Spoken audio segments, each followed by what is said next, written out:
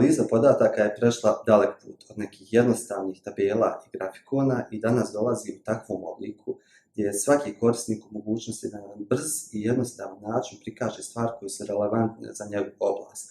Da li to bila oblast menadžmenta i financijska, preko istraživačkog rada i rada sa ljudskim resursima, pa do poslovne i informatičke oblasti. Na primjer, da li vam je ikada bilo potrebno da analizirate velike Excel tabele, da analizirate podatke sa interneta i podatke iz lokalnih bazi? Da li vam je potrebno da na brz i jednostavan način napravite izvještaj kojim možete pristupiti pomoću vašeg mobilnog uređaja? Da li vam je bilo potrebno da sve te podatke zajedno na jedan intuitivan način konsolidirate i predstavite pomoću moćnih vizualizacija? Sve ovo i mnogo više nudi Microsoftov Power BI alat pomoću kojega ćete biti u mogućnosti da radite stvari koje do sada niste mogli. Mislim, mogućnosti su doista bezgranične, a i ovisi isključivo o vašoj kreativnosti.